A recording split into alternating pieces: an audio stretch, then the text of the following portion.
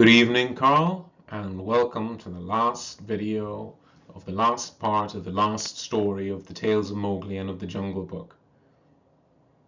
I really hope that you have liked the long journey we've come down since Mowgli was left with the Shioni pack and Bagheera brought a fresh killed bull to buy his safety among the people of the jungle, and the many long stories and the many adventures he's had, from facing Shere Khan to visiting the coal layers with the Bandar log, to seeing the ancient king's treasure, to his defeat of the Doles, to his defeat of the Man Pack, to his saving of his adoptive mother. And now here we come to the last, where he has returned to his adoptive mother in the new village. Mesua laughed and set the evening meal before him. There were only a few coarse cakes baked over the smoky fire, some rice, and a lump of sour preserved tamarinds, just enough to go on with till he could get his evening kill. The smell of dew in the marshes made him hungry and restless. He wanted to finish his spring running, but the child insisted on sitting in his arms, and Mesua would have it that his long blue-black hair must be combed out.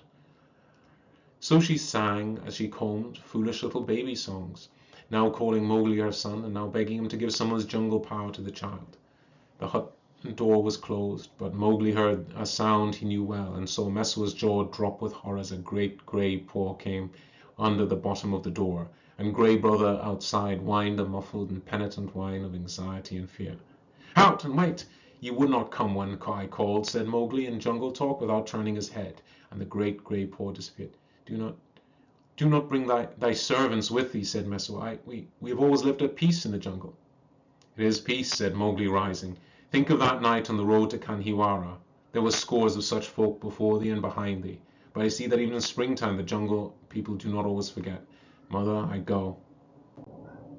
Mesua drew a sigh humbly. He was indeed a wood god, she thought, but as his hand on the door, the mother in her made him throw her arms round Mowgli's neck again and again.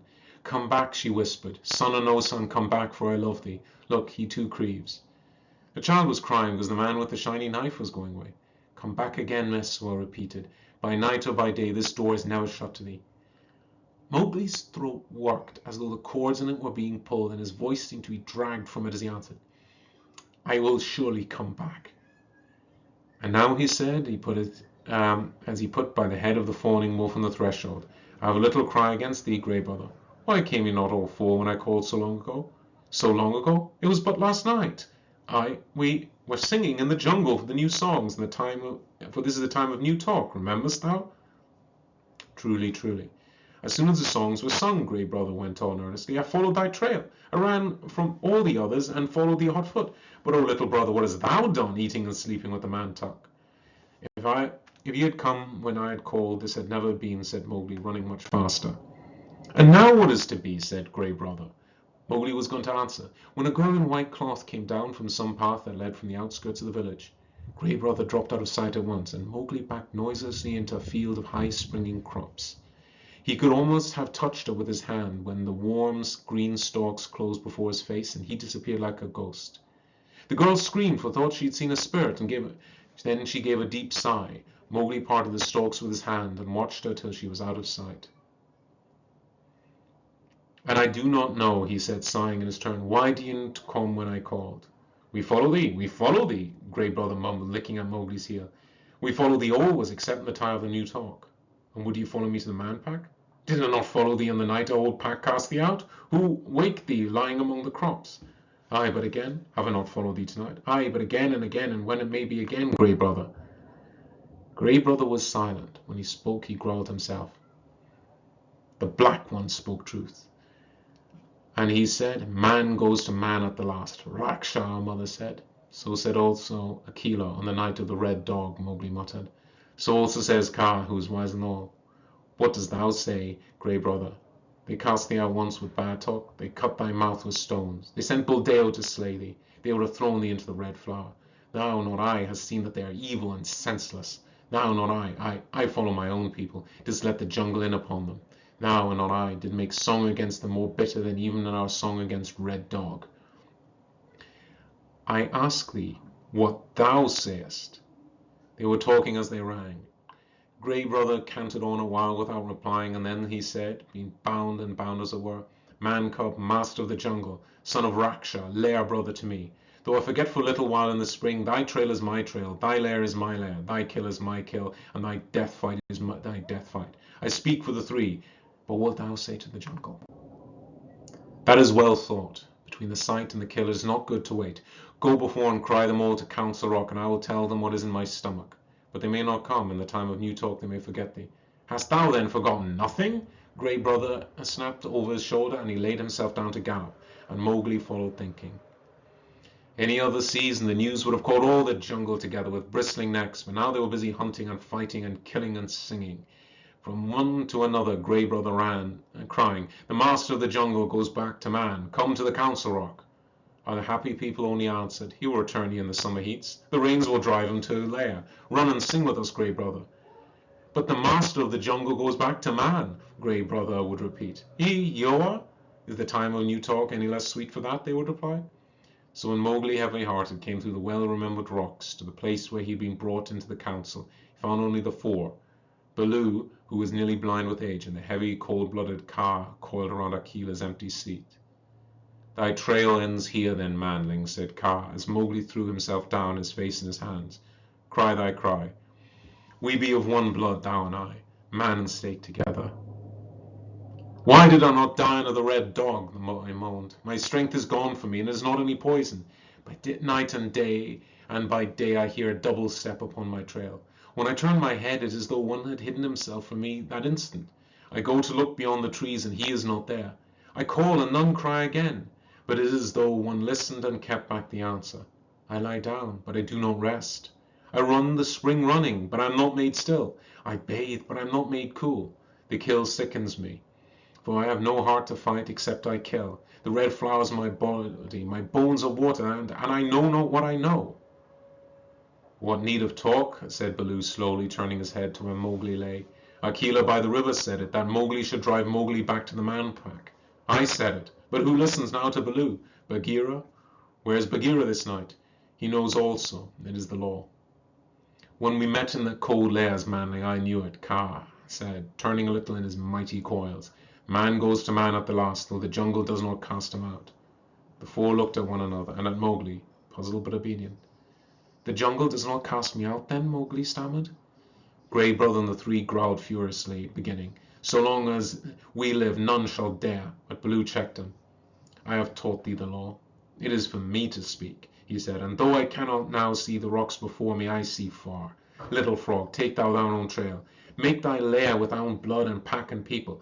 But when there's need for foot or tooth or eye, or word carried swiftly by night, remember, master of the jungle is thine at call."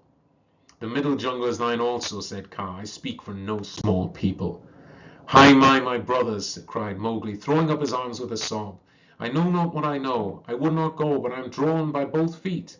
How shall I leave here these nights?" "Nay, look up, little brother," Baloo repeated. "There is no shame in this hunting. When the honey is eaten, we leave the empty hive." "Having cast the skin," said Kaa, "we may not creep into it afresh. It is the law." "Listen, dearest of all to me," said Baloo. "There's neither word nor will here to hold thee back. Look up! Who may question the master of the jungle? I see thee playing among white pebbles yonder when thou wast a little frog, and Bagheera that bought thee for the price of a young bull newly killed saw thee also. Or that looking over we two only remain, for Raksha, thy lair mother's dead with thy lair father. The old wolf pack is long since dead. Thou knowest whither Shere Khan went, and Akela died among the dholes, where, but for thy wisdom and strength, the second Shawnee pack would have also died. There remains nothing but old bones. It is no longer the man cub that asks leave of his pack, but the master of the jungle that changes his trail. Who shall question man in his ways?" "But Bagheera and the bull that bought me," said Mowgli, "I would not." His words were cut short by a roar and a crash in the thicket, and Bagheera, light, strong, and terrible as always, stood before him. "Therefore," he said, stretching out a dripping right paw, "I did not come. It was a long hunt, but he lies dead in the bushes now, a bull in his second year, the bull that frees thee, little brother. All debts are paid now. For the rest, my word is as Baloo's word." He licked Mowgli's foot. "Remember, Bagheera loved thee," he cried, and bounded away. At the foot of the hill he cried again, long and loud, "Good hunting on the new trail, master of the jungle. Remember, Bagheera loved thee." Thou hast heard, said Baloo. There is no more. Go now, but first come to me, O wise little frog, come to me. It's hard to cast the skin, said Kaa, as Mowgli sobbed and sobbed with his head on the blind bear's side and his arms round his neck, while Baloo tried feebly to lick his feet. The stars are thin, said Grey Brother, snuffing at the dawn wind. Where shall we lair today? For from now on we follow new trails. And this is the last of Mowgli's stories. There you have the answer. Mowgli stopped being a boy. He grew to be a man. And that changed him, and he was driven back to his own people. But in the great nights, whenever his first people, his first family needed him, they were there at his call.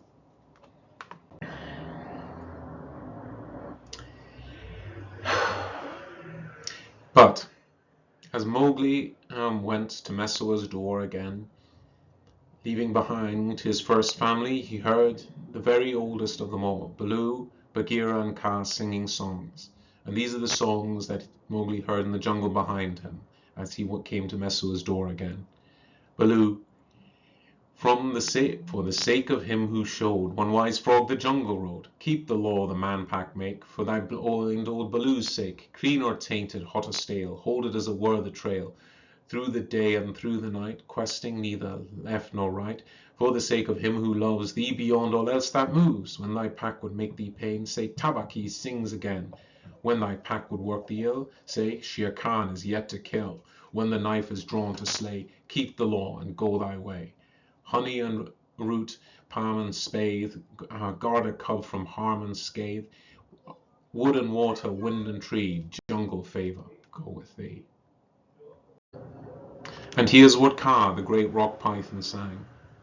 Anger is the egg of fear, only lidless eyes are clear. Cobra poison none may leech, even so with cobra speech. Open talk shall call to thee, strength whose mate is courtesy. Send no lunge beyond thy strength, and no rotten bough thy strength. Gorge thy gape with buck or goat, lest thine eyes should choke thy throat. After gorging wouldst thou sleep? Look, thy den is hid and deep. Lest a wrong by thee forgot, draw thy killer to his spot. East and west and north and south, wash thy hide and close thy mouth. Pit and rift and blue pool brim, middle jungle follow him. Wood and water, wind and tree, jungle favor, go with thee. And at the last, the song of Bagheera, the one who bought Mowgli with a fresh-killed bull so many, many years ago. In the cage my life began, well I know the worth of man. Buy the broken lock that freed man-cub where the man-cubs breed. Scenting dew a starlight pale, choose no tangled tea-cat trail. Pack or council, hunt or den, cry no truce with jackal men. Feed them silence when they say, come with us, an easy way. Feed them silence when they seek help of thine to hurt the weak. Make no banners boast of skill, hold thy peace above the kill. Let not call, nor song, nor sign turn thee from thy hunting line. Morning mist or twilight clear, serve him, wardens of the deer. Wood and water, wind and tree, jungle favor, go with thee. And all three together. On the trail that thou must tread, from to the thresholds of our dread, where the flower blossoms red, through the nights when thou shalt lie, prisoned from our mother sky, hearing us thy loves go by. In dawns when thou shalt wake to the toil thou canst not break, heart sick for the jungle's sake, wood and water, wind and tree, wisdom, strength, and courtesy, jungle favor, go with thee. And with thee too, Carl, my son. Love you to pieces. Until tomorrow.